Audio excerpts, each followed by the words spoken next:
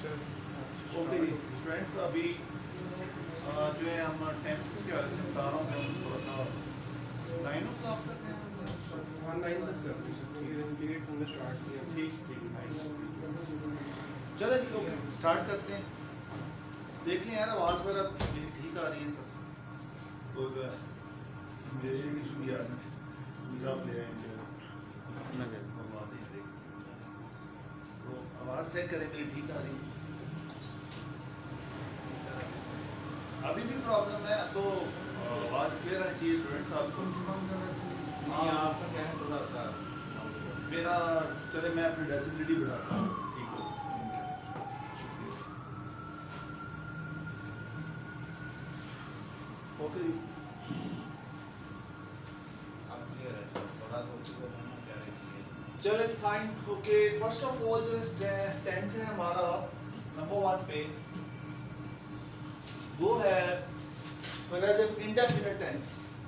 इनको बड़े गौर से समझना है क्योंकि मैं बता रहा हूँ आगे सारा हमारा इंग्लिश का जितना भी स्ट्रक्चरल चीज़ें हैं, हमारी जो ग्रामेटिकल चीज़ें हैं वो सारी की सारी इसके ऊपर बेस करती हैं। तो ये समझेंगे तो अल्टीमेटली हमें आगे आपको बहुत ज़्यादा हेल्प होगी। चलिए जी फर्स्ट ऑफ ऑल है हमारा प्रेजेंट इंडेफिनिट टेंस।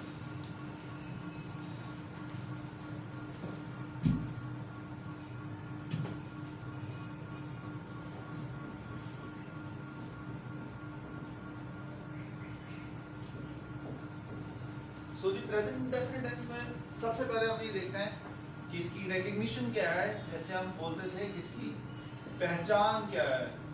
तो कौन से ऐसे टेंसेस हैं जिनको हम प्रेजेंट इंडेफिनिट टेंस कंसीडर कर सकते हैं। 12 टेंसेस है ना। आप कोई भी सेंटेंस में कुछ बोलता हूँ तो आप ये देखेंगे कि 12 में कहाँ फिट होता है। फिर उसमें उसको फिट करने के बाद उसका जो स्ट्रक्चर उसके मुताबिक उसको ट्रांसलेट कर देंगे।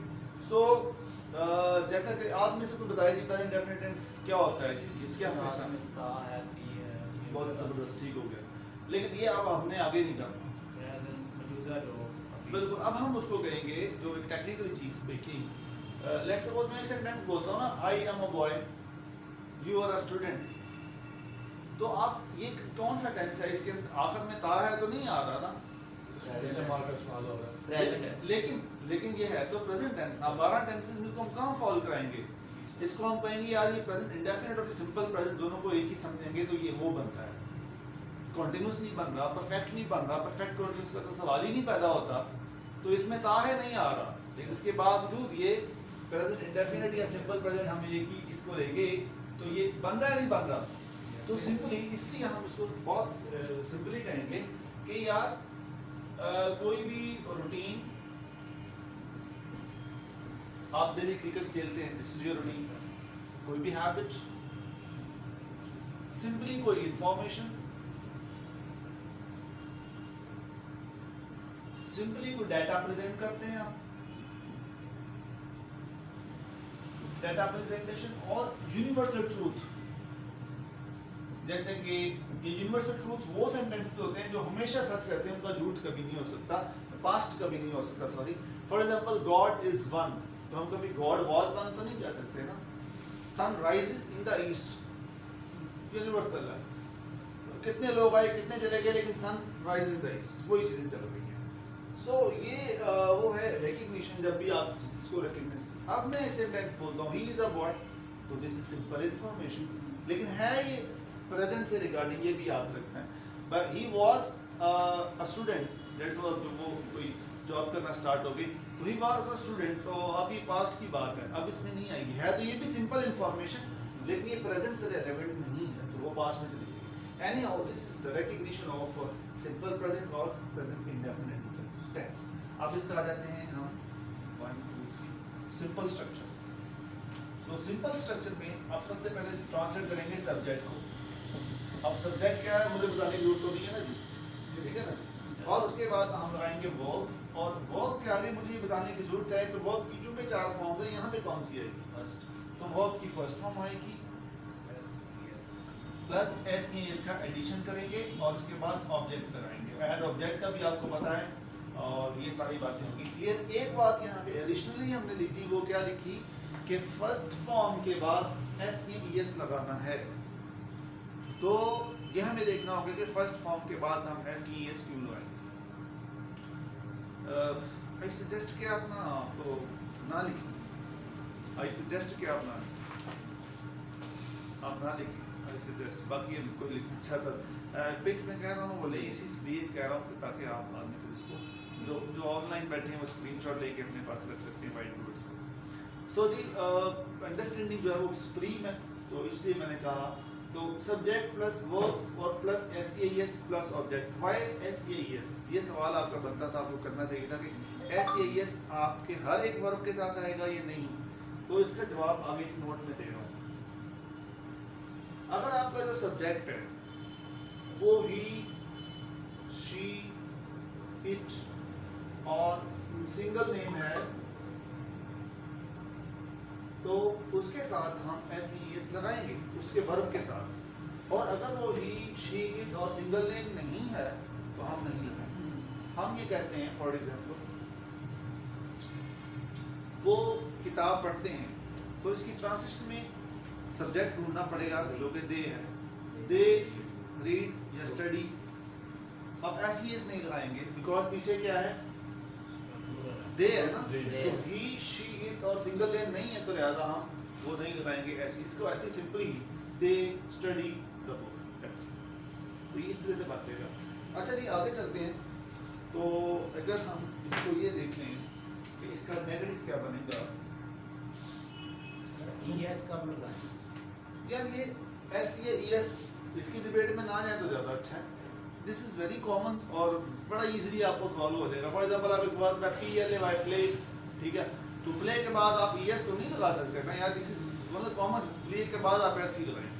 बाकी लेट्स सपोज एक वर्ड ऐसा है जैसे हम समझ लेते हैं उसके आखिर में CH आ रहा है, जैसे स्टार्च वर्ड है, वैसे वो वर्ब नहीं है, तो आप क्या कैच वर्ड है बल्कि CATCH कैच, तो आप कैच के बाद S लगाएंगे ES लगाएंगे, ES। तो दिस इज सिंपल। इस डिबेट में आप मैंने जो है एक स्टूडेंट मुझे बता रहे थे जी, मैंने उससे पूछा SEAS कहाँ आएगा, तो उन्होंने कहा जी SH, CH और SS के साथ ES लगाते हैं, बकाया के साथ S लगाते हैं। तो मैंने कहा यार ये तो कोई साइंस ना होगी ना, असल आपको ये जवाब देना चाहिए कि ये सब्जेक्ट अगर आपका ही, शीट और सिंगल नेम है तब आपका SEAS आएगा। आप S लगाना है या ES लगाना है, दैट इज टू कॉमन, उसमें आप इसको भी सीखेंगे उसको भी सीखेंगे तो उसकी तरह कंफ्यूज हो जाएंगे, तो सिंपली वो हो जाएगा आपसे, कोई इतना मसला नहीं। आप माशाल्लाह सारे जो है this is very simple. Okay आगे चलते हैं। अगर नेगेटिव सेंटेंस है, अगर कुछ खुदा ना जैसे मतलब बल्कि होता है सर कि जैसे वो कहा जी वो किताब पढ़ते हैं तो इसकी नेगेटिविटी आ गई, वो किताब नहीं पढ़ते हैं, तो उसको ट्रांसलेशन में हमने कैसे करना है, तो उसके लिए हम लगाएंगे सबसे पहले सब्जेक्ट और उसके बाद लगाना है हमने डू नॉट या फिर डज नॉट, उसके बाद फर्स्ट फॉर्म और उसके बाद ऑब्जेक्ट।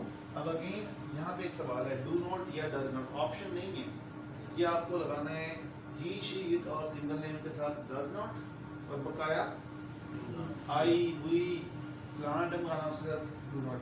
तो इसका आसान तरीका ये है कि ही, शी, इट और सिंगल नेम के साथ डज नॉट, बाकी जो भी कुछ बचता है उससे डू नॉट। याद करने की जरूरत नहीं, एक चीज़ याद है दूसरी और पढ़ने की जरूरत है। ओके जी फाइन। जैसे कि वो किताब नहीं पढ़ते हैं तो हो जाएगा they do not study the book. Sir ये भी रेड से हाईलाइट कर दो, ये चलेगा। अच्छा ओके, नोट में कर दो, नोट में लिख देते हैं कि जो ही, शी, इट और सिंगल नेम है इनके साथ डज आता है, ठीक है जी, और बाकी सब ओके। इसी में चलिए अब हम चलते हैं जी इंट्रोगेटिव स्ट्रक्चर में। तो इंट्रोगेटिव स्ट्रक्चर की बात करते हैं तो सबसे पहले हम डू या डज लगाते हैं, उसके बाद हम सब्जेक्ट लगाते हैं, उसके बाद हम फर्स्ट फॉर्म लगाते हैं और उसके बाद हम ऑब्जेक्ट लगाते हैं, लास्ट में क्वेश्चन। क्या वो किताब पढ़ते हैं, जैसे एक सवाल है तो will start with do they, does इसलिए नहीं लगा रहे क्योंकि वो दे है, do they read the book, आगे क्वेश्चन मार्क लगा लेंगे। ये जो नोट है वो इधर भी आ जाएगा, ही, शीट और सिंगल नेम से डज बकाया सबके साथ डू। तो that was your about your present indefinite tense. यहाँ तक जो था ना हमारा टेंसेस का सफर, ये यहाँ तक था लंबा, अब आगे बहुत इजी है। अब हमने करना ये है कि 12 टेंसेस हैं लेकिन हम बेसिकली 4 टेंस पढ़ेंगे, एक टेंस से हमने फिर 3 शिकार और कर, अब हम उस तरफ चलते हैं। आपने देखा होगा शायद मैंने स्पेस भी छोड़ी, वो भी इसलिए थी। अब अभी तक चूंकि मैं व्हाइट बोर्ड साफ नहीं कर रहा था, no need to take image. अब आगे चलते हैं, तो मैं अब मार्कर यूज करता हूँ ब्लू। और ये था नंबर 1 प्रेजेंट इंडेफिनिट टेंस या सिंपल प्रेजेंट टेंस। अब लेट्स सपोज हम स्टडी करते हैं जी पास्ट इंडेफिनिट टेंस, या हम सिंपल पास्ट कहेंगे। उसका नंबर बनता है, कितना नंबर बनता है सीरियल वाइज? 5। तो हम 5 नंबर वाला टेंस करेंगे 5, और उसका मैंने यहाँ नाम लिख दिया जी पास्ट इंडेफिनिट। ठीक हो गया, सिंपल पास्ट। ओके, सो इसकी रिकग्निशन बहुत सिंपली हमें याद रहनी चाहिए कि जब इसका इंडेफिनिट ये कहता है प्रेजेंट का, तो पास्ट का क्या ये कहेगा?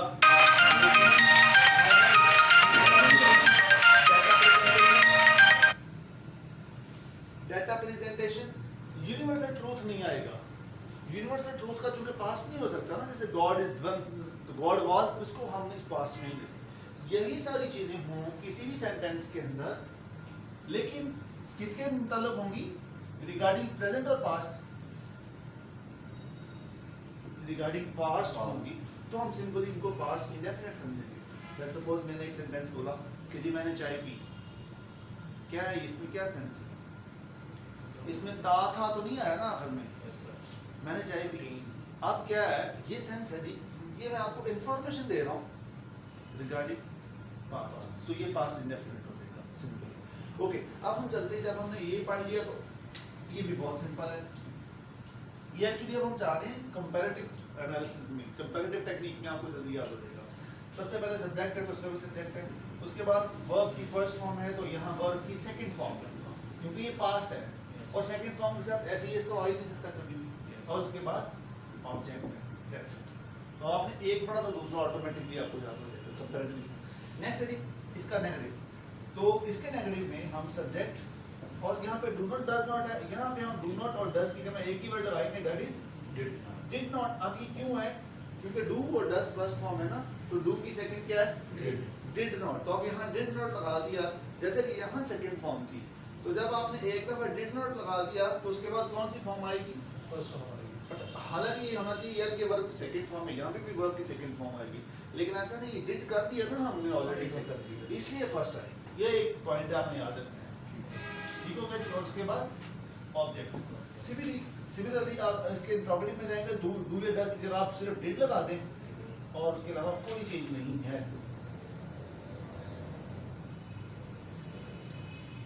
तो देख लिया आपने, एक से हम अगर सीख लेते हैं तो कंपैरेटिवली हम दूसरा भी कर सकते हैं। ओके जी, वेरी फास्ट अब हम चलते हैं तीसरे की तरफ। और तीसरे का नंबर क्या लिखेंगे जी? कौन सा नंबर आएगा? 9, शाबाश। और इसका नाम हम रेड से इसको कर रहे हैं, हम लिखेंगे इसको फ्यूचर इंडेफिनिट या simple. Recording in progress. Okay students, अब चलते हैं जी। तो अब मैं इसको फिर अगेन रेड से कर रहा हूँ, रिकग्निशन। तो क्या होगी रिकग्निशन, आप बता सकते हैं? रूटीन हो सकती है, हैबिट हो सकती है, इंफॉर्मेशन हो सकती है, डेटा प्रेजेंटेशन हो सकती है, बट रिगार्डिंग किसके? फ्यूचर के। आप किसी स्कॉलरशिप पे जा रहे हैं, तो वालदा आपसे अहद ले रही हैं, तो आप कहेंगे कि मैं सुबह सवेरे उठा करूंगा, डेली ब्रश किया करूंगा, डेली ब्रेकफास्ट किया करूंगा। ये आपकी इनवल सिंपली आप फ्यूचर से रिलेटेड जो आपकी हैबिट है आप उनको बता रहे हो, या कोई ऐसी बात आपने कही वो आप इंफॉर्मेशन देना चाह रहे हो, फ्यूचर से रिलेवेंट हो, तो फ्यूचर इंडेफिनिट हो जाएगा। तो सिंपली इसका ये हो गया प्रोसेस। अब हम चलते हैं इसके सिंपल स्ट्रक्चर की तरफ। सॉरी, इसको मैं रेड से लिखूंगा ताकि कलर स्कीम हमारी ठीक है। तो सब्जेक्ट सबसे पहले लगाएंगे, उसके बाद हम इसमें यूज करते हैं जितने भी फ्यूचर है, याद रखिए 4 फ्यूचर है, फ्यूचर इंडेफिनिट, कंटीन्यूअस, परफेक्ट और परफेक्ट कंटीन्यूअस। चारों में सब्जेक्ट के बाद आप विल या शल लगाएंगे ही लगाएंगे, ये पक्की बात है। अच्छा, अब एक आपसे एक टेक्निकल सवाल जो मैंने सबसे पहले किया था कि यार will could, shall, should, can, could, may, might, ये हेल्पिंग वर्ब्स नहीं है, ये क्या है? मॉडल्स।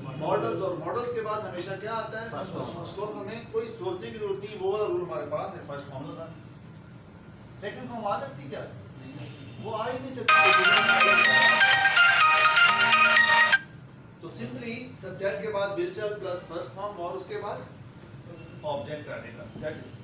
अब ये है कि इसमें थोड़ा सा आप देख सकते हैं कि एक ही चीज से आप कैसे 3 शिकार करेंगे। अच्छा, एक नोट है यहाँ पे, वो जरूर ले लेते हैं। वो नोट ये है कि यहाँ पे हमने कहा सब्जेक्ट के बाद विल या शल आएगा, ठीक है जी। तो हमने देखना है कि किसके साथ विल है और किसके साथ शल है।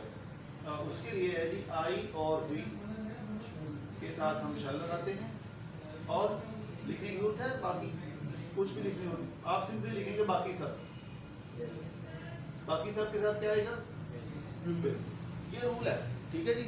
लेकिन ये जरूरी नहीं है, अक्सर हम देखो स्पीकिंग जब हम स्पोकन लैंग्वेज देखते हैं तो अक्सर हम आई के साथ विल यूज करते हैं, तो गलत है क्या, नहीं वो भी ठीक है। अब वो उसकी साइंस क्या है बताने जा रहा हूँ। आई और वी के साथ नॉर्मली शल लगेगा, लेकिन अगर आई और वी कोई बात ऐसा करना चाह रहे हैं जो फोर्सफुली को फोकस लेके कोई कंसंट्रेट करके करना चाह रहे हैं तो फिर वो विल लगाएंगे। आप मुझसे सवाल करते हैं सर आप कल लाएंगे, आप मैं कहूँगा शल, मुझे 5 मिनट बाद फिर ये सवाल होता, मैं फिर भी हो सकता है कि कहूँ आई शल कम, लेकिन मुझे तीसरी बार सवाल करेगा तो मैं कहूँगा आई विल कम। इसका मतलब क्या है कि मैं ज़रूर आऊँगा। तो आई और वी के साथ जब आप फोकस करें, जब आप कॉन्सेंट्रेट करें तो आप शल की जगह पे विल भी यूज़ कर सकते हैं, ओके। और एक बहुत इंटरेस्टिंग बात, दे के साथ हमेशा हम विल लगाते हैं, या आई और वी के साथ जितनी भी हैं, ही शी,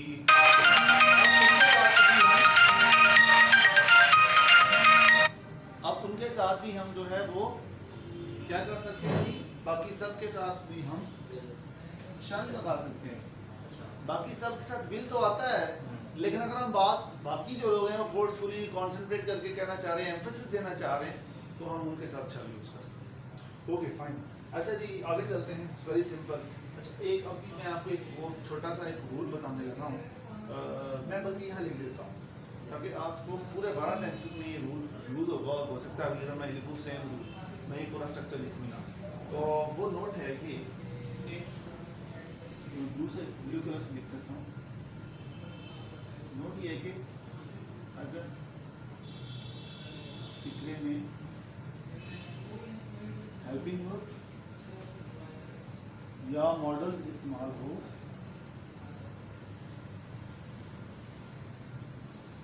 तो नंबर 1 पहला होता है नफी बनाना और दूसरा बस सवालिया। Yes, sir. तो नंबर 1 पे नफी बनाने के लिए क्या करेंगे, नफी बनाने के लिए हेल्पिंग वर्ब्स या मॉडल्स के फौरन बाद नॉट बनाएं। ये यूनिवर्सल रूल है। जब भी आपने देखा, जैसे ये था सिंपल प्रेजेंट टेंस, तो सब्जेक्ट के बाद वर्ब की फर्स्ट फॉर्म एसईएस और ऑब्जेक्ट था, इसमें हेल्पिंग वर्ब था ही नहीं, इसलिए हम इसमें नॉट नहीं बल्कि हमने डू नॉट लगाया। लेकिन अगर जैसे ये है, जैसे ये फ्यूचर है कि जी सब्जेक्ट प्लस विल शॉट, इसमें हेल्पिंग वर्ब तो नहीं है लेकिन मॉडल्स तो है ना, तो हम इसका नेगेटिव करने के लिए सिंपली इसके फौरन बाद नॉट लगा। तो ये इसमें नहीं है, बल्कि इस रूल को समझने के बाद आपका तकरीबन नेगेटिव और जो इंट्रोगेटिव करने वाली तकरीबन अगले 10 टेंसेस हैं उनकी ये आपको सारी समझ आ गई, आपको बहुत इजी लगेगा। अच्छा जी अब आगे चलते हैं। नंबर 1 ये था। नंबर 2 एक और बात कि अगर सवालिया बनाना हो फिर तो वो भी लिख देता हूँ। सवालिया बनाने के लिए हेल्पिंग वर्ब्स, जो भी चीज़ इस्तेमाल हुई हो, हेल्पिंग वर्ब्स या मॉडल्स के फौरन बाद क्या हमने लगाने जी, सॉरी ये तो हम नेगेटिव तरीके में दोबारा, हेल्पिंग वर्ब या मॉडल्स को सब्जेक्ट के साथ रिप्लेस कर देंगे। ये रिप्लेस एक तो टेक्निकल वर्ड है, चेंज नहीं करेंगे, रिप्लेस करेंगे उसको इसकी जगह पे, और उसको उसके यहाँ पे उर्दू में कहें तो आई थिंक अदल बदल का वर्ड होगा, ठीक है जी। तो ये वाली जो चीज़ें मैंने अभी लिखी हैं आपको एज ए नोट, ये पूरे 10 टेंसेस में आपको इस्तेमाल होनी है, इनको अब हम थोड़ा सा यूज भी करते हैं ताकि आपको ये बात क्लियर हो। ओके जी, सो जी ये सेंटेंस है हमारा फ्यूचर इंडेफिनिट जो कि हम रेड से कर रहे थे। इसका नेगेटिव बनाने के लिए अब हम क्या करेंगे, अल्टीमेटली ये सिंपल है, इसी से हेल्प लेंगे। सब्जेक्ट, उसके बाद क्या है, विलचल है ना, तो विलचल क्या है, मॉडल है, तो मॉडल का नफी बनाने के लिए क्या करना है, फौरन बाद नॉट लगा दो, कुछ नहीं करना, बाकी कोई चेंज नहीं है, सिर्फ नॉट लगाना है, बाकी वही सारा कुछ, first form plus object. Similarly अगर आपने इंट्रोगेटिव में जाना है तो हम करेंगे सबसे पहले, ये देखें ना आप तो बताएं क्या लिखूं यहाँ पे, शाबाश, विल या मिशन, और उसके बाद सब्जेक्ट, यही रिप्लेस करना है ना, ये देखो ना, सिंपल को देखो, ये इधर आ जाएगी, इधर आएगा, बस उसके बाद तो बाकी सारी चीजें वही रहेंगी। उसके बाद फर्स्ट फॉर्म भी वैसे रहेगी और एग्जैक्टली कैसे रहेगा, आप हमें क्वेश्चन मार्क आ गया। अच्छा, अब हमने आपने देखा इसमें ना आज जो थे ना टेंसेस, इसमें चूंकि हमारे बेसिक वो पूरी नहीं थी चीज़ें, हमारे बेसिक आइडियाज़ पूरे नहीं थे, हमें थोड़ी सी प्रॉब्लम आई है। लेकिन अब अगले वाले जो टेंसेस में चूंकि हमने बेसिक चीज़ें क्लियर कर ली हैं, उसमें कोई प्रॉब्लम नहीं है। इंशाल्लाह हम वेरी फास्ट इन चीज़ों को कर सकते हैं। जल्दी से इसकी पिक लें, मैं चारों के अगले 6 टेंसेस भी हम कर लें, आज हो जाएंगे इंशाल्लाह। हाँ सॉरी 3 टेंसेस, अगले 3 यानी टोटल 6 होते हैं ना हमारे। ये जो ऑनलाइन स्टूडेंट्स बैठे हैं स्क्रीनशॉट ले लें ताकि बाद में इसको लिख भी पाएँ, ताकि मैंने कहा था कि लिखिए ना, आप अंडरस्टैंडिंग पर फोकस करें। So you have time to take your screenshot.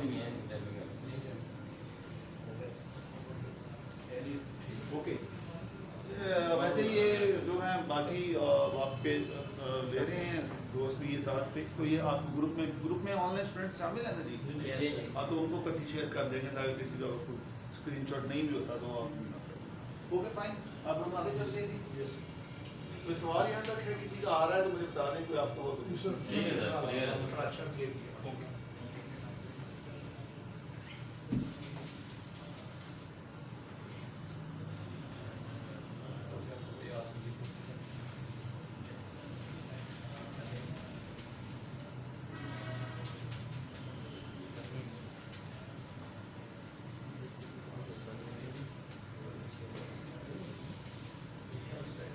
Okay ji, number लिखा हुआ है। अब हम नंबर 2 सेंटेंस पढ़ेंगे, टेंस पढ़ेंगे, and that is present continuous. PR for present continuous. Okay, अब इसकी रिकग्निशन कोई बंदा बता सकता है जी जिसके आखिर में? यार ये बात हम छोड़ देते हैं ना आज। अब हम कॉन्सेप्ट में चलते हैं। कॉन्सेप्ट क्या है? Action continue. बस सिंपली दैट ये यही है एक्चुअली। जब अब आप मतलब इस तरह से चलेंगे ना तो हमें बहुत सारी कंफ्यूजन क्रिएट होगी। जैसे मैंने कहा मैंने चाय पी या आपने चाय पी, तो आप सोचते रहेंगे यार इसको हम कौन से बड़े टेंसेस में डालें, तो डलता ही नहीं है। ओके, तो अब इसका कॉन्सेप्ट ये है continuity in action. Simply continuity in action किसके रिगार्डिंग? प्रेजेंट। ठीक हो गया ना, क्योंकि हम प्रेजेंट कंटिन्यूस कर रहे हैं ना। सिंपली बहुत इजी है ये वाला सेंटेंस जो तीनों टेंस है। अब इसका आ जाएगा सिंपल स्ट्रक्चर। तो सिंपल स्ट्रक्चर में हम सबसे पहले सब्जेक्ट लगाते हैं। सब्जेक्ट क्या है हमें पता है, उसके बाद हम हेल्पिंग वर्ब लगाते हैं। हेल्पिंग वर्ब क्या है हमें पता है, लेकिन आज के 8 तो चूंकि नहीं आने, हम स्पेसिफिक करेंगे कौन कौन से आते हैं। इसमें आता है इज या फिर एम या फिर आर। अगर सब्जेक्ट आई है तो फिर आप एम लगाएंगे, अगर सब्जेक्ट ही है तो इज या सिंगल नेम है तो इज, और अगर प्लूरल है तो फिर आप आर लगाएंगे। That's very simple. मेरे ख्याल में इसको बताने की जरूरत भी नहीं थी। आगे चलते हैं। अब आगे चलते हैं तो हम लाएंगे यहाँ वर्ब, और वर्ब की कौन सी फॉर्म आएगी? जो 1 2 3 4 फॉर्म है हमारे पास। तो वर्ड है कंटीन्यूअस। तो कंटीन्यूअस का वर्ड जहाँ पे आएगा, जिस टेंस में आएगा, आप आईएनजी फॉर्म यानी कि 4th फॉर्म लगाएंगे तो हम इसको वर्ब को ब्रैकेट में लिख देते हैं 4th फॉर्म। और 4th फॉर्म को वैसे हम क्या कहते होते हैं? Present participle. तो ये जो बात थी मैंने आपको प्रेजेंट पार्टिसिपल और जेरेंड के दरमियान डिफरेंस बताया था, वो भी याद रखना। एक्शन। हाँ, ये एक्शन होता है, जबकि जो जेरेंड है वो नाउन के तौर पे यूज होता है। ओके जी, वर्ब के बाद हम लगाते हैं ऑब्जेक्ट। यही है कुछ। अच्छा, अब देखिए मैंने आपको एक टेक्निकली कहा था यार, जहाँ पे कंटीन्यूअस का वर्ड है वहाँ पे आपने आईएनजी फॉर्म लगानी है। तो आप थोड़ा गौर करें तो 12 टेंसेस के अंदर 6 जगह पे कंटीन्यूअस का वर्ड आता है।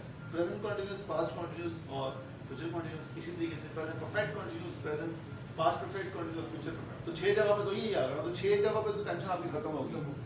क्या आएगी? आईएनजी। ठीक हो गया जी। इसी तरीके से इसको हम 4th फॉर्म भी कह सकते हैं। ये 4th होगी। तो 3rd कितनी दफा आती है, 2nd कितनी आती है, 1st कितनी आती है, ये भी हम देख लेते हैं। ये 1st हम अभी पढ़ के गए, कितना आई 1st? प्रेजेंट इंडेफिनिट में 1st आई। और उसके बाद पास्ट इंडेफिनिट में तो नहीं आई ना, फ्यूचर इंडेफिनिट में 1st है। तो 2 टेंसेस में 1st आती है, 2nd सिर्फ एक में आती है, दैट इज पास्ट इंडेफिनिट जो हम पढ़ चुके हैं। और उसके बाद जितने रह गए उनमें आती है ये 3rd फॉर्म। तो कितने रह गए? 3 ही रह गए, 3 ही 3rd फॉर्म में। ठीक है जी, टोटल हो गया आपके पास 12। तो कहने का मकसद ये कि अगर आप 12 टेंसेस का ओवरऑल एनालिसिस करें और फॉर्म ऑफ वर्ब्स के हवाले से जस्ट आप एनालिसिस डेवलप करना चाहें तो ये है कि 6 दफ़ा आइंदी फॉर्म यूज होती है और 3 दफ़ा थर्ड फॉर्म, 1 दफ़ा सेकंड फॉर्म और 2 दफ़ा फर्स्ट फॉर्म। तो इसको भी देखें, अब ये कुछ चीज़ें होती हैं सीखने वाली और कुछ चीज़ें होती हैं एनालिसिस डेवलप करना, कंपैरेटिव एनालिसिस डेवलप करना और किसी चीज़ को दूसरे एंगल से देखना। जब आपको टीचर पढ़ाता है वो आपको एक एंगल से पढ़ाता है, 2 एंगल से पढ़ाएगा, 3 से पढ़ाएगा। अब आप ये देखते हैं कि यार मेरे एंगल से क्या मैं इसे कैसे सीखूँ। मेरे नज़दीक जो मैंने आपको टेक्निक्स बताई वो मेरे नज़दीक ठीक है, but whenever you are alone in your room and you are considering on your studies, तो आप रात को कहोगे यार इसको मैं एग्जामिनेशन हॉल में टीचर ने नहीं बैठना, आपने बैठना है। तो आप कहोगे यार मैं इसको किस तरीके से याद करूँगा, मुझे वो जो है ना मेरे जहन में रहे। तो आप जीके जो कि आप करनी है, let's suppose if we are talking about GK, और आपको एक फार्मूला बता दें यार कि इक्वेटर के ऊपर जो कंट्रीज हैं आप उसको जो है वो आई के ड्रग्स के नाम से याद कर सकते हैं। तो अब ये मेरा फार्मूला है कि आप उसको आई के ड्रग्स बनाएं, आई फॉर इंडोनेशिया, के फॉर किरिबाटी और इस तरीके से drugs for democratic Republic of Congo और सारे अफ्रीकन कंट्रीज के नाम आ जाएंगे। तो अब ये मेरा फार्मूला था, मैं इसको ड्रग्स बनाया। लेकिन आप समझते हैं यार रात को बैठे हैं, आप पढ़ रहे हैं, तो मैं इससे बेहतर मैं फार्मूला बना सकता हूँ। That's your property.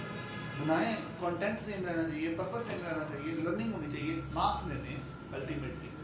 सो ये मेरा एनालिसिस है, मैंने इस चीज़ों को आपको इस तरह से करा रहा हूँ। लेकिन आपने अपने सीखने के लिए अपने जहन में आप अभी तक की मेरी इंटेलेक्चुअल प्रॉपर्टी थी, अब मैंने आपको शेयर कर दी है। अब आपकी इंटेलेक्चुअल प्रॉपर्टी कैसे बनेगी, अब ये आपका मैदान है, आप जितना मर्जी सोचें इसको, जिस तरह से मर्जी एंगल लेके हैं, लेकिन आंसर यही आना चाहिए। शायद मैं आपको बताऊं तो ये कंफर्म बात है कि जब मैंने ये चीज़ें सीखी थी तो आई स्टिल रिमेंबर कि जो मुझे इतनी डिटेल से नहीं पढ़ाया गया था। इवन टेंसेस तो बड़ी दूर की बात है, जो नरेशन थी उसको शायद आधे घंटे में कवर फाइंड अप कर दिया था। और इसी तरीके से चेंज वर्ड्स, ये मैंने खुद से अपने एनालिसिस डेवलप किया बाद में कि यार ये कैसे हो रही है चीज़ें। और अगर मैं जस्ट उस आधे घंटे की इंस्ट्रक्शंस के पीछे चलता तो definitely it would be hard for me. लेकिन ये क्या, उसके बाद मैंने अपनी चीज़ों को देखा, निखारा, उसके बाद ये मेरी इंटेलेक्चुअल प्रॉपर्टी बन गई, जो मैं कई सालों से ऐसे पढ़ा रहा हूँ। और आप भी आज ये सीख लेंगे, अल्टीमेटली आप भी अपनी जो ये कहीं भी यूज़ कर सकते हैं। और ये कोई आपका एग्ज़ाम का वो नहीं है सवाल कि आपने एग्ज़ाम, तो यार एग्ज़ाम में तो देना आपने पास होना ही होना है, लेकिन आपकी लाइफ के लिए ज़रूरी है। नादरा में जाते हैं तो एप्लीकेशन लिखना चाह रहे हैं, फॉरेन ऑफिस में जाते हैं तो एप्लीकेशन लिखना चाह रहे हैं, यार वही नहीं हमें लिखनी आती, और सिर्फ इस वजह से लिखनी नहीं आती। मेरा कार्ड गुम हो गया, आप एक FIR में दर्ज करवाना चाह रहे हैं, आपको पता ही नहीं कि क्या लिखना है। तो आप मतलब आपको पोस्ट ग्रेजुएट हों और अच्छी डिग्री से भी हों और तो फिर भी आप उसको उर्दू में एप्लीकेशन दे रहे हो, तो मतलब ये कहाँ का इंसाफ है। तो इसका मतलब है कि हम अपनी जो एजुकेशन के साथ कॉम्प्रोमाइज सिचुएशन में हमने पढ़ा। तो ये एक चीज़ चूँकि एक हमारे ऊपर मुसलत कर दी गई है एज एन ऑफिशियल लैंग्वेज, तो फिर हमने उस तरह से भी सोचना है, तो उसको चीज़ों को बेहतर करना। ये मतलब कहने का मकसद ये कि सिर्फ और सिर्फ एग्जामिनेशन पॉइंट ऑफ व्यू के लिए ज़रूरी नहीं है, बल्कि आपकी लाइफ के लिए भी ज़रूरी है सारी। सो स्टार्ट करते हैं जी आगे। तो आगे बहुत ही ज़्यादा ईजी है। एक मैंने आपको नोट लिखवाया था ना अभी इससे पहले वाली सिटिंग में, वो नोट है। वो नोट क्या है, अब मैं चलता हूँ नेगेटिव के बारे में। तो उस नोट के हवाले से हमने क्या पढ़ा था जी, नफी बनाना तो क्या करना है, सब्जेक्ट के बाद हेल्पिंग वर्ब लगाएंगे, इज है मार, फिर क्या लगाएंगे नॉट, तो बस सिंपल। और उसके अलावा कोई चीज़ नहीं है, वर्ब की वही फोर्थ फॉर्म है, या इसको फॉर्म भी कर सकते हैं, और ऑब्जेक्ट। इसी तरह अगर आप इंट्रोगेटिव में जाएंगे तो वही रूल, हेल्पिंग वर्ब को स्टार्ट में लेंगे आप, इज एम या फिर आर, और साथ क्या आ जाएगा, सब्जेक्ट आ जाएगा। उसके बाद हम लगा देंगे ING फॉर्म या इसको फोर्थ फॉर्म जो मर्जी करें, और उसके बाद ऑब्जेक्ट, और उसके बाद क्वेश्चन। तो ये हो गया क्लियर। अब हम चलते हैं जी दूसरा टेंस, और ब्लू से करते हैं। दूसरा नहीं, अभी बन जाएगा सिक्स्थ टेंस, ठीक हो गया ना, और उसका नाम है पास्ट कंटिन्यूअस, ठीक है। और पास्ट कंटिन्यूअस जो मैं ब्लू कलर से कर रहा हूँ, उसकी आप इंग्लिश में जाएंगे तो बन जाएगा continuity in action regarding past, बस एक वर्ड का फर्क है। ओके, सिंपल इसका बन जाएगा जी सब्जेक्ट, उसके बाद हेल्पिंग वर्ब इसके चेंज होंगे, एग्जाम्पल की जगह पे ये वाज ये हमारा आ जाएगा। वेरी सिंपल, वाज किसके साथ आता है, सिंगुलर के साथ वाज आता है, वो चाहे आई हो कुछ भी हो, वाज सिंगुलर के साथ आता है, प्लूरल के साथ वाज आता है, और उसके साथ वर्ब, और ऊपर जो फोर्थ फॉर्म है इधर भी वही फोर्थ फॉर्म है प्लस ऑब्जेक्ट। इसमें उसमें जस्ट एक फर्क है हेल्पिंग वर्ब का। तो जब यहाँ पे हेल्पिंग वर्ब का फर्क है तो यहाँ पे भी वही फर्क और यहाँ पे भी वही फर्क। तो आपको ये चीज़ अल्टीमेटली क्लियर हो जानी चाहिए।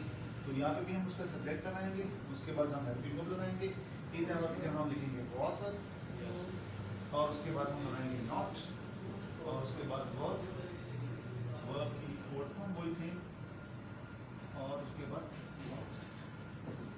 इसी तरह अगर आप इंट्रोगेटिव में जाएं तो इंट्रोगेटिव में हेल्पिंग वर्ब आई स्टार्ट की, इसके भी स्टार्ट में जहाँ हम जस्ट was वर्ब लगाएंगे, उसके बाद आप सब्जेक्ट लगाएंगे, उसके बाद आप ing लगाएंगे, और उसके बाद ऑब्जेक्ट क्वेश्चन मार्क। ओके जी, ये क्लियर हो गई। अब एक और टेंस हम करते हैं, दैट इज 10 नंबर, और उसका नाम है जी फ्यूचर कंटिन्यूस। तो फ्यूचर कंटिन्यू, ये फ्यूचर से हवाले से कंटिन्यूटी एक्चुअली हम सपोज कर रहे हैं, तो फ्यूचर के हिसाब से सपोज करते हैं, तो उसके लिए रिकग्निशन आप जाहिर सी बात है कोई ऐसा सेंटेंस आपको मिलेगा जिसमें कंटिन्यूटी इन एक्शन भी हो और वो रिगार्डिंग फ्यूचर, और आप उसके बाद बनाएंगे इसका सिंपल स्ट्रक्चर। यहाँ बड़ी अच्छी डिबेट है, वो ये है कि सब्जेक्ट के बाद हम लगाते हैं हेल्पिंग वर्ब, तो चूँकि फ्यूचर में जो हेल्पिंग वर्ब नहीं यूज होते, क्या होते हैं मॉडल्स, मॉडल्स यूज होते हैं, और मॉडल्स कौन कौन से होते हैं, विल या फिर शल वगैरह। अब ये चूँकि कॉन्टिन्यूस है ना, ये भी कॉन्टिन्यूस है, ये भी तो कॉन्टिन्यूस में वर्ब कौन सा आएगा, फर्स्ट फॉर्म आएगा नहीं कॉन्टिन्यूस के साथ हमने कहा ना जहाँ ING वाली। ING फॉर्म, तो हम इसके साथ लगाएंगे वर्ब कौन सी फॉर्म, फोर्थ फॉर्म, और साथ में ऑब्जेक्ट। ये दो रूल मैंने आपको बताए थे, ठीक है जी, और दोनों रूल का एनालिसिस हमने यहाँ डेवलप करना था। बेसिकली ये गलत है, एक्चुअली ये है कि मैंने कहा जहाँ पे कॉन्टिन्यूस का वर्ड आया आपने फोर्थ फॉर्म लगा देनी, ये आपने याद रखा, लेकिन इससे पहले मैंने कहा था कि जब भी मॉडल्स आएंगे तो आप फर्स्ट फॉर्म लगाएंगे। तो नाउ दिस इज, ये वायलेशन होगी ना, ये मॉडल्स हैं, इसके बाद हमने कौन सी फॉर्म लगाई है, फोर्थ फॉर्म, ये है हमारी वायलेशन। अब इसको कैसे हम दुरुस्त करना है, हमने फोर्थ फॉर्म भी लगानी ये पता है ना आपको, इसके बाद तो गुजारा नहीं है हमारा, और विल शल के बाद फर्स्ट फॉर्म भी लगानी वो भी। तो इसका हल ये है कि आप विल या शल के बाद लगाएंगे बी का वर्ड, यानी इसको हम ऐसे पढ़ेंगे subject plus models shall will be, या फिर शल बी उसके बाद फोर्थ। अब आप देखो तो विल और शल के बाद कौन सी फॉर्म आई है, बी ई, एक फर्स्ट फॉर्म है, ठीक है, बी वॉज बी, ये फर्स्ट सेकंड थर्ड है, तो हमने फर्स्ट फॉर्म लगाई बी, तो हम उसमें जो पहला रूल था उसमें शुरू हो गए, ठीक हो गया जी। तो उसके बाद हमने कहा था जी कंटिन्यूस के साथ ING फॉर्म लगाने, तो उसमें भी हम शुरू हो गए, तो ये बेहतर तरीका है, हम इसको जस्टिफाई। सर ये वैसे फ्यूचर में ही आएगा, हाँ जी, हाँ जी, फ्यूचर में बिल्कुल। ओके जी, आगे चलते हैं इसके नेगेटिव के हवाले से। तो आप नेगेटिव का कुछ स्ट्रक्चर मुझे लगा सकते हैं जो भी नहीं बंदौरी दिखाएंगे, सब्जेक्ट प्लस मॉडल्स, हाँ जी बताएं,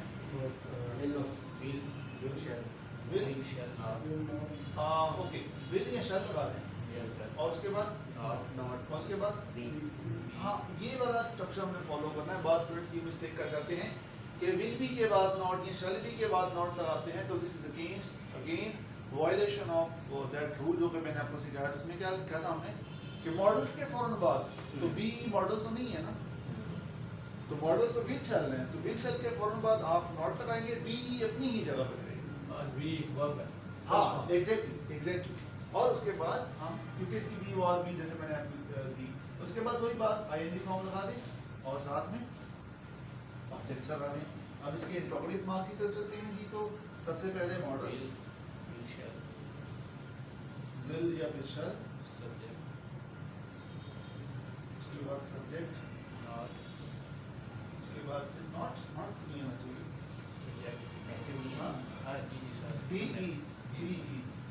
बी आ जाएगा ना, उसके बाद ING फॉर्म, उसके बाद ऑब्जेक्ट और देन क्वेश्चन, ठीक हो गया जी। अब अगेन इसमें विल बी और शैल बी को हमने सेपरेट किया, विल शैल को जस्ट फर्स्ट लेके आए हैं और साथ सब्जेक्ट को, यानी हमने वो रूल पढ़ा था कि सब्जेक्ट को और मॉडल्स को रिप्लेस करना है, तो वही हमने किया, बी को नहीं हमने छोड़ा, वहीं रखा। तो ये हमने जैसे टेंसेस सीख लिए हैं जी। इंशाल्लाह जो नेक्स्ट हमारा लेक्चर होगा उसके अंदर हमने जो रिमेनिंग टेंसेस है वो कंप्लीट करने हैं, और साथ चेंज ऑफ वॉइस और डायरेक्ट वर्सेस बहुत अहम रूल है, तो वो कंप्लीट करेंगे और साथ कुछ नरेशन को टच करेंगे इंशाल्लाह। तो अभी आपका काम थोड़ा ज़्यादा हो गया, आपने जो पेरो वर्ड्स और इडियोमैटिक फ्रेजेस और जो सारी चीज़ें हमको लेके चलना है साथ, उनका मैं आपको बता दूंगा कि आपका जो स्ट्रक्चर क्या है आपके टेस्ट का, उसके अकॉर्डिंगली आपको नंबर 1 ये। और दूसरी बात ये है कि जो उनकी प्रिपरेशन के साथ ये जो आज हमने पढ़े हैं इनके हवाले से आपको कैसे क्वेश्चन आएंगे एग्जाम में। एक तो ये ना कि ये सारा कुछ आगे जितनी भी करेक्शन रूल्स हैं, ग्रामेटिकल रूल्स हैं, चेंज ऑफ वॉइस है, जो आपके नरेशन है, इनकी सब की ये बेस है, लेकिन सवाल इनके हवाले से स्पेसिफिकली भी आ जाते हैं। फॉर एग्जांपल लिखा है आई हैव, आगे लिखा है वो go to school for example. अब आगे गो लिखा हो और ब्रैकेट का साइन दिया होगा, अब उन्होंने पूछना है कि इस गो को अंडरलाइन भी करेंगे, यहाँ पे कौन सा वर्ड ठीक है, क्या ये आई हैव।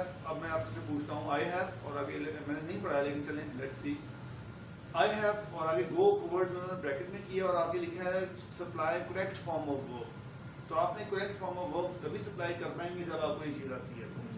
तो अब हैव के साथ आपने जब हम आगे जाएंगे तो आप पढ़ेंगे कि हैव हैज के साथ हम ऑलरेडी थर्ड फॉर्म लगाते हैं। तो अगर ऑप्शन ये है कि दे हैव आगे ब्रैकेट में गो लिखा है टू स्कूल, तो आप गो की जगह क्या आएगा, पहला ऑप्शन गो सी, दूसरा ऑप्शन गोइंग, तीसरा ऑप्शन वेंट, चौथा option been going, been BEEN been going. तो कौन सा ठीक होगा, बीन गोइंग ही ठीक होगा। इधर प्रेजेंट परफेक्ट कॉन्टिन्यूस में हम हमेशा हैव बीन के साथ आईएनजी फॉर्म लगाते हैं, क्योंकि हमने पढ़ा नहीं है, शायद थोड़ा सा आपको मुश्किल हो, लेकिन एनी हो इस तरह से आपको जो correct form of verb provide करें। तो अब आपने सोचा हो हैव के बाद फौरन थर्ड लाइन, लेकिन उसने ऑप्शन ही नहीं दिया, तो हैव बीन के साथ तो वो वाला ऑप्शन ठीक रहेगा। सो अल्टीमेटली ये चीज़ आपको सोचनी होती है। तो ये correct form of supply, correct form of verb की जो प्रैक्टिसेस हैं, मैं आपको एक और बड़ी इंपॉर्टेंट चीज़ शेयर करूंगा, दैट इज इंग्लिश बुकलेट जो कि ऑल कॉम्पिटिटिव एग्जाम्स के लिए है। उसके अंदर supply correct form of verb की एक्सरसाइजें हैं, इसी तरीके से पार्ट्स ऑफ स्पीच की एक्सरसाइजें हैं, नरेशन की हैं, आपकी करेक्शन रूल्स की हैं, आपके जो फ्रेज एंड टाइप्स की हैं, सारी जो चीज़ें मैंने लिखाई थी उन सब की हैं। वो एक मास्टर बुक है हमारे पास, वो भी मैं आपको शेयर कर दूंगा। उसके अंदर से फिलहाल आपने ये चीज़ें करनी है और जो मैं पहले कर चुका हूँ। उसकी सुधार तो साइंटिफिक टॉपिक है। बुक नहीं जरा आपको बुक भी आप टच करने चाहे, लेकिन ये कि ये आपको थोड़ा सा कस्टमाइज्ड शेप में मैंने आपको अब तक पहुंच जाएंगी। ये इंग्लिश बुकलेट के नाम से वो भी मैं आपको शेयर कर दूंगा। कोई क्वेश्चन है जी किसी का तो मुझे पूछ लो। चलिए that was all about your lecture. Class का अगर आप शेड्यूल बता दें दिस वीक में कि आप किस शेड्यूल में लेंगे। अच्छा प्रोबेबली मैं आपको श्योर कर दूंगा क्लास प्रोबेबली कल मैं नहीं आ पाऊँ, लेकिन ये कि इंशाल्लाह वेडनेसडे को टुमारो इज ट्यूसडे, तो ट्यूसडे को नहीं आ पाऊँगा प्रोबेबली, और I will try my best कि पहुँच जाऊँ, अगर नहीं तो फिर इंशाल्लाह वेडनेसडे और फिर फ्राइडे, तो ये दो थर्सडे को नहीं होगा। तो इस वीक में फिर जो क्लास है सर, जी जी इस वीक की क्लासेस सारी लेंगे। एक क्लास इंशाल्लाह 2 क्लासेस और ज़रूर होंगी, जी इंशाल्लाह 2 क्लासेस तो मस्ट 2 क्लासेस और ज़रूर होंगी, और वो फ्राइडे को होगी। वो फ्राइडे को हो एक जाएगी। वेडनेसडे को एक फ्राइडे को। हाँ, तो सर 2 क्लासेस और लेंगे और इस वीक में सारी क्लासेस लेंगे, ठीक है जी। तो हाँ। कल और फिर थर्सडे को आप पढ़ाएंगे। नहीं, कल फिर जो है ना अगर सर आ गए तो हम इन्फॉर्म कर देंगे सारी लेंगे, नहीं तो फिर क्लास नहीं होगी। कल नहीं होगा। कल प्रॉब्लली अगर आना भी हो तो आपको 1-2 बजे से पहले इन्फॉर्म करके देंगे। आपको ग्रुप में मैसेज मिल जाएगा, सर को ग्रुप में ऐड कर देंगे, सर खुद ही बता देंगे, तो आप ग्रुप को टच कर लीजिएगा। इंशाल्लाह ये 1-2 बजे से पहले और सर जो नोट्स शेयर करना चाहेंगे वो भी ग्रुप में शेयर कर देंगे। और सर टाइम में 7 o'clock या 6 o'clock। टाइम जो है वो 6 o'clock ठीक है। ठीक है तो टाइम जो है वो नोट कर लें। इसको सर कर दें। हाँ जी वो पिक्चर ले ली ना। ये है।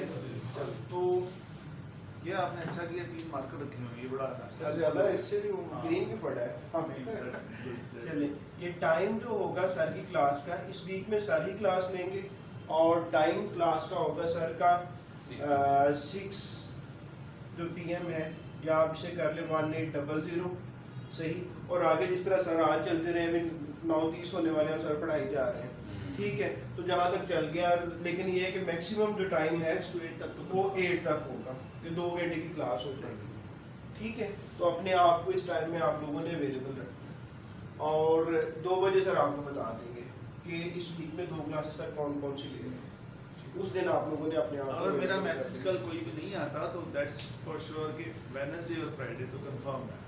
तो मेरा मैसेज कोई नहीं आता तो आप समझेंगे कि वेडनेसडे और फ्राइडे कंफर्म है। लेकिन अगर ठीक कल कोई है स्पेस अगर सर मैसेज नहीं करते तो Wednesday and Friday and Friday these 2 days are confirm ठीक है जी सर ओके जी, thank you very much. Message आ रहे हैं जी मोस्टली बच्चों में मैसेज आ रहे हैं 7 बजे का टाइम पे 7 बजे का जी सर सारे इस बार काफ़ी ज़्यादा मैसेज आ रहे हैं चलो ठीक है, कोई बात नहीं, इसको देख लेते हैं। चलिए हम आपको इन्फॉर्म कर देंगे ये सर जो है ना ग्रुप में शेयर कर देंगे ठीक है चलो बंद कर देंगे मीटिंग